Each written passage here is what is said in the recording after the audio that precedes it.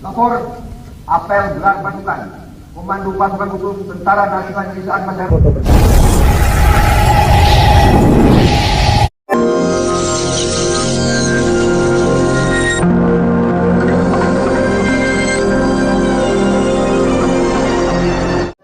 Mungkin Anda akan membandingkan Pak Prabowo Subianto dengan calon-calon presiden lainnya.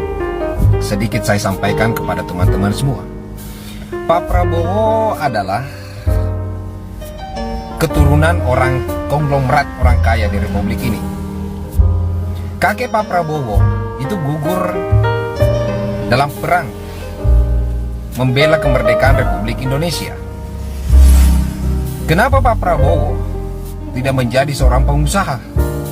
Orang sudah kaya raya lalu masuk ke militer. Itulah alasan sederhana Pak Prabowo maju dan masuk ke militer, karena kakeknya gugur dalam peperangan. Pak Prabowo meniti karir di militer itu dari titik biasa-biasa saja.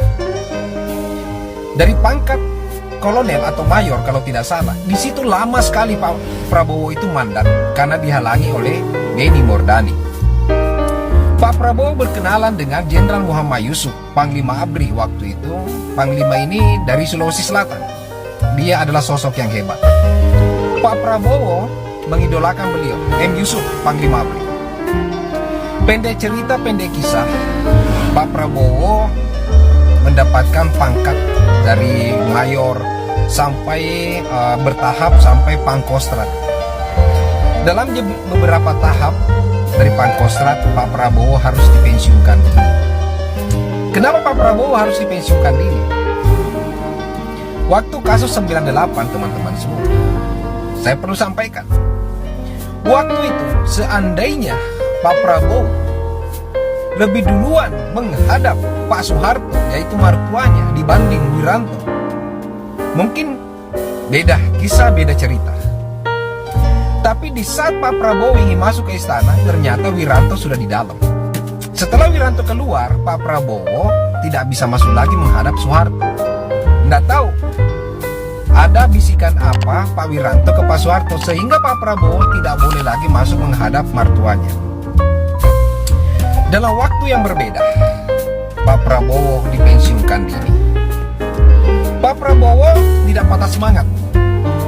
Dia harus keluar negeri, yaitu Yordania. Beliau keluar dengan penuh suka dan duka. Dukanya banyak. Dia harus berpisah dengan istrinya. Di sana dia harus memulai karir dari nol, meminjam uang dari adiknya, yaitu Hasib, untuk membangun perusahaan di Yordania. Setelah perusahaan Pak Prabowo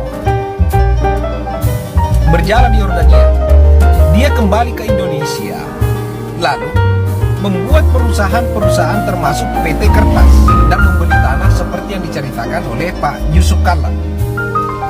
Harta Pak Prabowo itu harta halal dari jerih payah, bukan lewat jalur korupsi. Setelah itu teman-teman semua, Pak Prabowo meniti karir politiknya lewat Partai Golkar. Pak Prabowo sadar betul bahwa di Partai Golkar dia tidak bisa seperti apa-apa dan dia tidak akan menjadi siapa-siapa. Pak Prabowo bersama Pak Lison didukung oleh adiknya Hasib membentuk Partai Gerindra. Lahirlah Partai Gerindra yang kita kenal hingga sekarang ini. Jadi Pak Prabowo, jika Anda ingin membandingkan Pak Prabowo dengan calon-calon yang lain, mohon maaf, Pak Prabowo itu sudah bekerja keras, kaki di kepala, kepala di kaki di Republik ini. Tidak instan. Tidak seperti Anies Baswedan, tidak punya partai. Karir politiknya pun hanya numpang sini, numpang sana, dan numpang sini. Ganjar Pranowo hanya pernah menjadi anggota DPR RI, habis itu menjadi gubernur. Belum pernah jungkir balik untuk Republik ini, seperti apa yang dilakukan oleh Prabowo Subianto.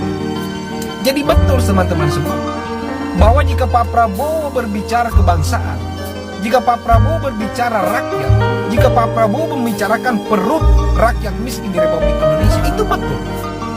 Kenapa Pak Prabowo mengutamakan gizi? Saya paling banyak berinteraksi dengan Kopassus. Kopassus mantan anak buah Pak Prabowo.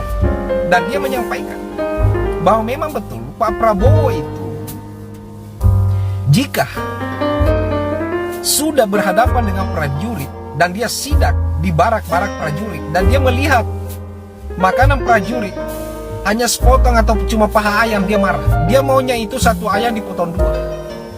Karena apa? Prajurit harus sehat, prajurit harus kuat. Itu Pak Prabowo. Jadi jika janjinya Pak Prabowo sekarang bahwa bila saya jadi presiden akan saya perkuat gizi, itu betul.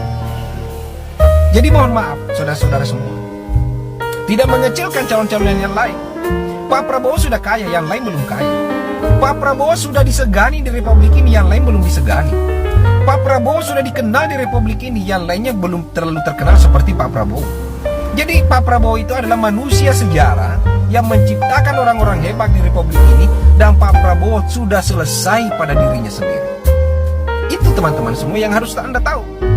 Jadi betul, pilihan presiden untuk tahun 2024 ini jauh lebih tepat jika kita betul-betul mendukung Prabowo Subianto untuk menjadi presiden di Republik ini. Sudah kaya, sudah terkenal. Apalagi yang dia cari? Sudah disegani, sudah selesai pada dirinya sendiri.